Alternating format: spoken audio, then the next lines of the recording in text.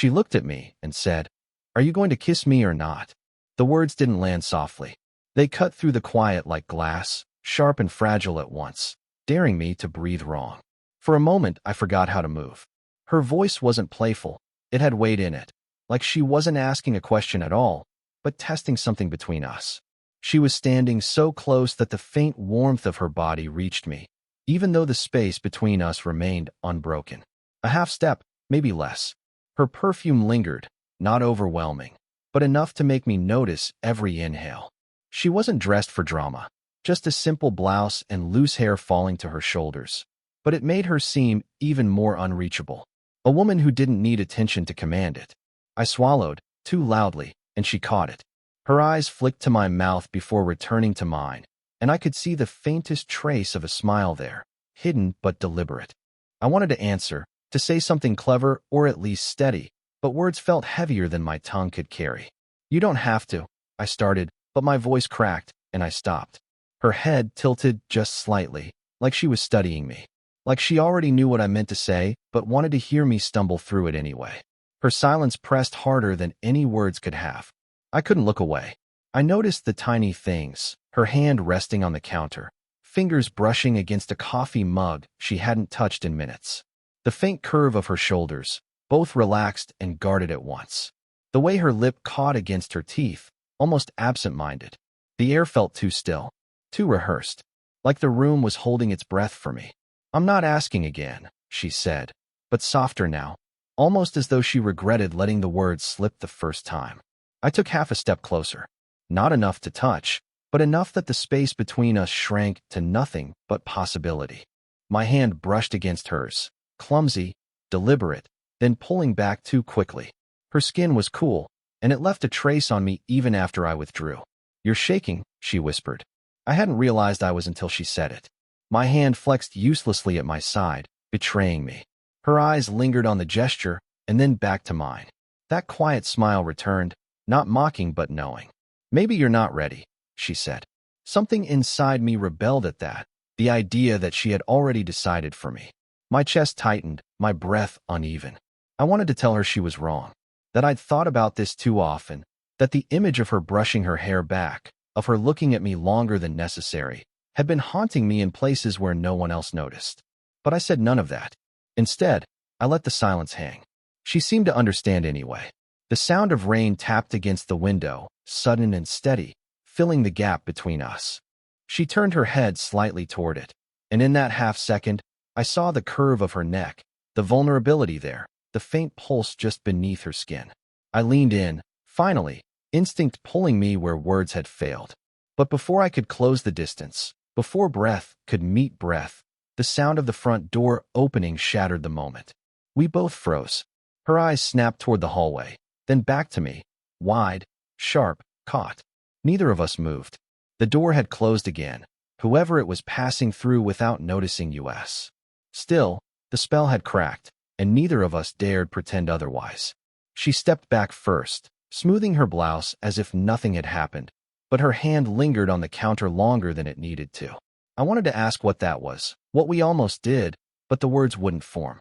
Instead, I watched her carefully, trying to collect pieces of her expression the way someone might hold on to scraps of paper before the wind took them. "You're too young to look at me like that," she said finally. Her voice carried a weight that wasn't scolding, but defensive, as though she was trying to convince herself. I almost laughed, not because it was funny, but because of how quickly she'd built that wall again. "And you're too beautiful to say it like it's a curse," I replied before I could stop myself. Her eyes narrowed, just slightly. Not anger, surprise, maybe even curiosity. But instead of answering, she busied herself with the coffee mug she still hadn't touched, turning it slowly between her hands. I noticed the way her fingers gripped the ceramic, pale knuckles tightening, as though holding on to something steadier than me. She had been married once, I knew that much. The hushed mentions from neighbors, the empty ring finger that still bore the faint shadow of where gold had rested for years. No one talked about him, not directly. But I'd seen loneliness settle in her, subtle as dust. The drawn curtains, the silence of evenings, the way she always seemed to make too much food. I wasn't supposed to notice those things. But I did. "You don't know what you're asking for," she murmured, more to the mug than to me. Then tell me. My voice came out firmer than I meant. Her breath caught, and for a moment, she lifted her eyes to mine. There was something unguarded there, regret, maybe, or the ghost of a decision she couldn't take back. Then, just as quickly, it was gone. She set the mug down with a dull sound. She stepped closer again, though. Not much, but enough that I could see the faint line of her collarbone, the way her blouse shifted with her breathing.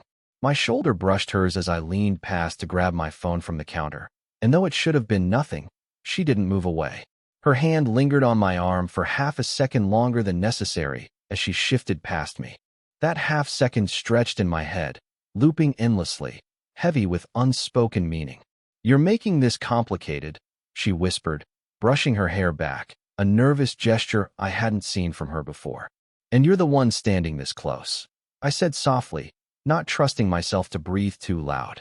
For a beat, neither of us spoke. The rain outside was steady now, wrapping the house in a cocoon of quiet. I could feel her presence as if it was pressing into me, warm, unrelenting.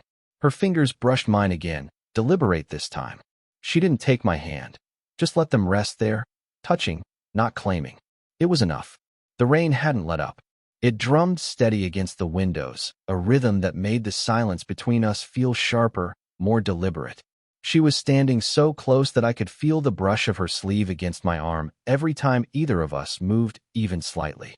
"Someone could walk in," she said, her voice almost swallowed by the rain.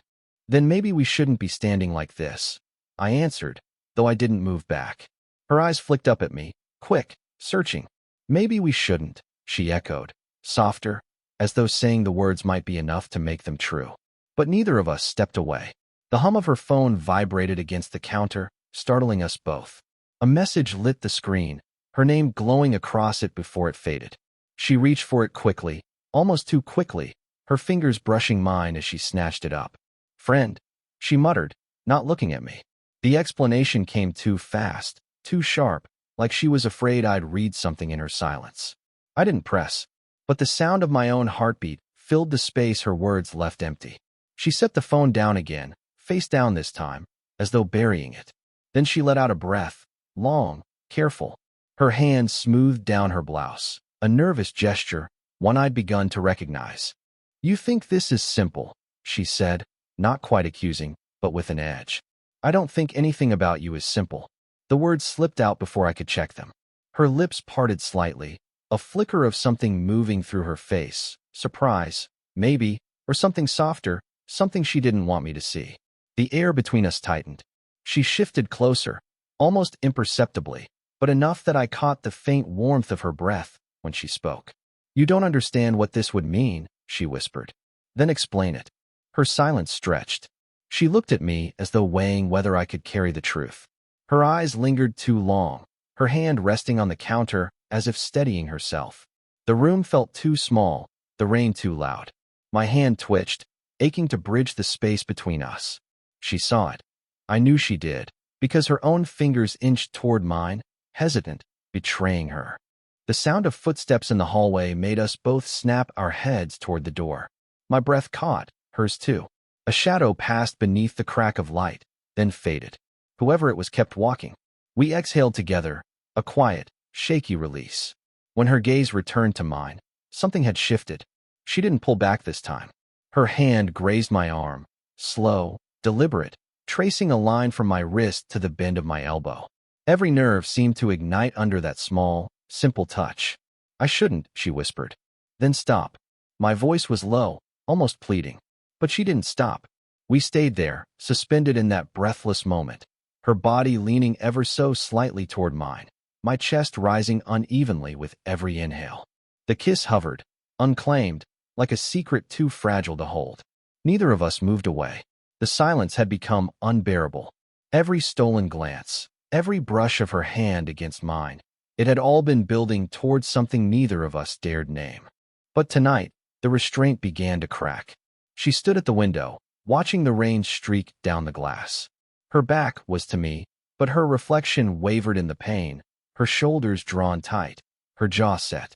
"You can't keep looking at me that way," she said, her voice low, almost breaking. "And what way is that?" My words came sharper than I intended, fueled by something that had been burning too long. She turned then, slowly, eyes meeting mine with a kind of defiance that looked too much like surrender. Like I'm the only one in the room. Like you don't see the years between us. I crossed the distance before I knew I was moving. My hand found the edge of the curtain just beside her, pinning me close without touching her yet. She didn't step back. She never stepped back. The years don't scare me, I whispered. Her breath caught. I reached up, brushing a loose strand of hair from her face. My fingers lingered against her temple, trailing down slowly, grazing the line of her cheek. Her eyes closed at the touch, just for a second, as if her body betrayed the words she wanted to speak. You think this is desire, she said softly, shaking her head. But it's more dangerous than that. People will talk. You'll regret it. I leaned closer, so close my lips hovered just beside her ear. The only thing I'll regret is walking away right now. Her hand gripped the fabric of my shirt, faint but undeniable. She held me there, suspended, as if deciding whether to push me back or pull me closer. You don't know what I've already lost, she whispered. The words trembled, not with fear, but with something deeper, confession, almost. Then let me be the one thing you don't lose, I said. Her chest rose against mine, her body leaning just slightly into the space she'd fought so hard to guard. I could feel the warmth of her breath on my neck, every inhale pulling me deeper into the gravity of her. You're reckless, she murmured. Only with you. The weight of everything we hadn't said pressed down in that moment. The loneliness she carried, the longing I tried to bury, the fear of being seen and judged. None of it mattered in the half-inch between our lips. Her fingers tightened at my shirt.